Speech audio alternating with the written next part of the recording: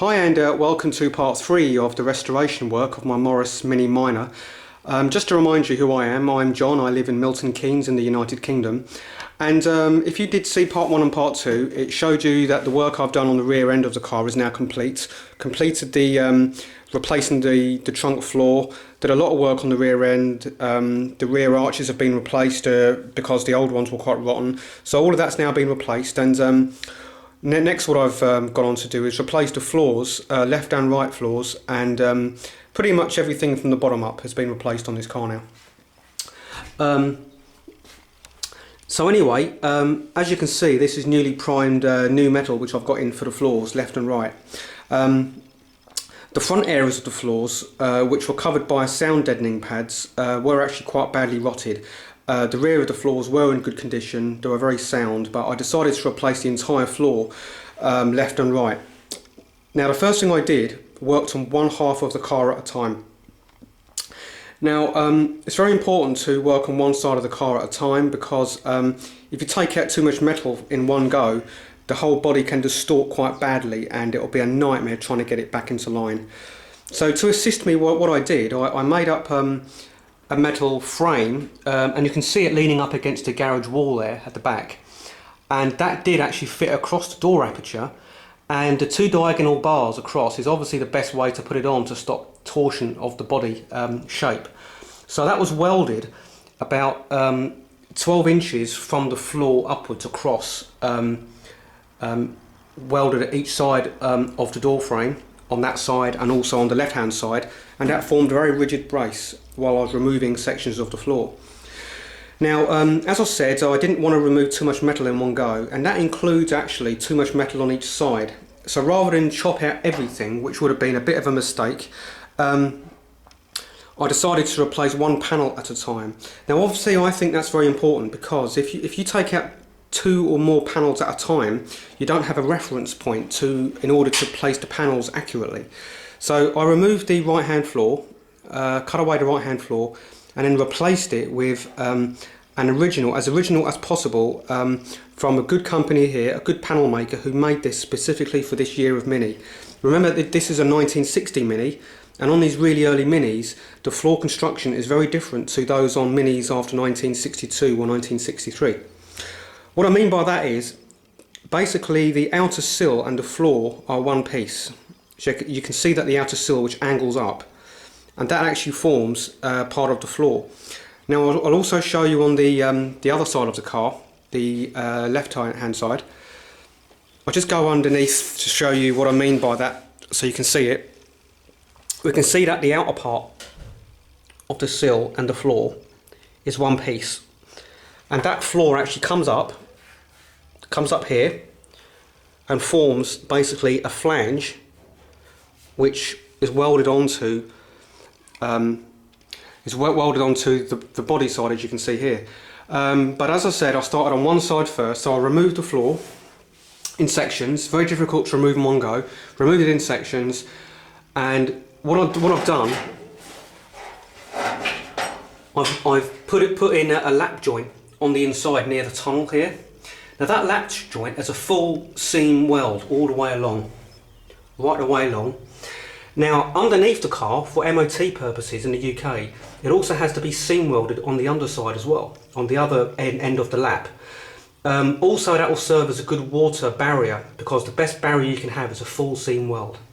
But that will only be happening once I get the car onto a spit, basically to turn the whole body upside down. Okay, so once the floor was in on that side, I then progressed to cut out and replace the A stiffener panel. That's the panel which is welded to the floor and also to the seat cross member, to weld that in. The rear inner sill, which still has some red paint on it, as you can see, that was okay, so I kept that, so that was fine, as was the rear companion box.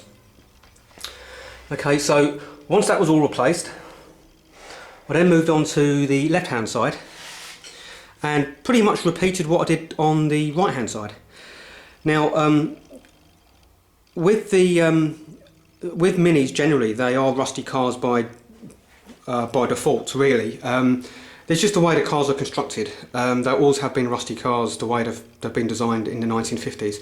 But anyway, what I've done also, there was also a lot of rust around the footwell area, so I've replaced, most of this is done, but I've replaced the inner wing area here, this portion here, and that has been plug welded with a MIG welder.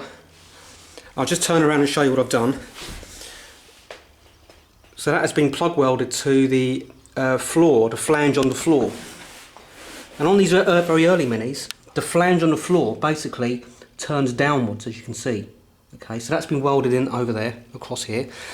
Now the reason why I've left a gap in this area here is because I can't get to that until I start on the front end. The front end of the car is going to come next. So everything I'm doing is very logical and sequential. Okay, so this is in progress. This isn't much work to do really. This is probably a weekend of work to get these pieces put in here. Now with anything that you replace as patches on a car in the UK, for an MOT it must be fully seam butt welded. This one here, I'm going to have to rework that. It's not done very well, to be honest, so that's going to be redone. Now also what I've had to do on this side of the car, the left side of the car, was replace the entire doorstep area, this outer panel here. And this has just been finished off today actually. And what I've done is I've plug welded along the outer flange and also on the inner areas. We can just see that I've plug welded all the way along there, and those are the original spacings that were used on the car when it was manufactured. So it is identical to how it was manufactured in the way that I've rebuilt the car. Okay, so on this side of the car we can see that I've done a full butt joint all the way across. Now that's very important to do for MOT purposes. Now to assist in that, what we have here, and we're just going to show you what I have, is a little clamp, and it's called an intergrip. And what that is, you basically you put this thin piece here between the two panels to be welded, and then this square bar goes on the inside, and then you tighten the clamp, and that will keep a little gap between the panels and also ensure that they're fully clamped in position for a very neat weld which is properly aligned. And you can buy these in sets. I mean, I recommend these to anybody for doing butt welds with a full seam. Now the technique on doing a full seam on something like this is never to weld with a continuous line, because you'll put too much heat into the panel and distort it. So what I did, I put little tack welds in certain areas, 3 or 4 tack welds to start off with very small time that I've had the trigger pressed on the MIG welder to reduce the amount of heat going into the panel. Let that cool down and then carry on doing more tack welds, and after maybe an hour, it's a lot of time, but after maybe an hour you've then got a continuous weld all the way along.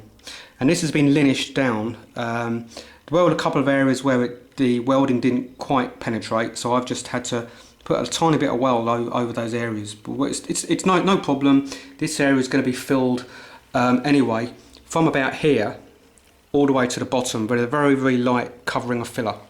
There's no avoiding that, unfortunately. But anyway, it's quite a good fit. Actually, this panel here is an old stock panel from 1965 of a Mini Mark 1, and this is going to be the best fit I'll ever have for this particular part. Okay, now with linishing down these welds, the best thing to do, what I found, is to use a linishing disc, which is you can buy these for angle grinders. Now this is a 36 grit linishing disc, and it's quite coarse abrasive. It's 36, and this is, I find, the best kind of grade of fibre disc for rubbing down welds and to smooth them down. Okay, obviously for cutting metal, what I've been using is a 1mm cutting disc for steel and stainless steel. So these you can buy in packs of 50.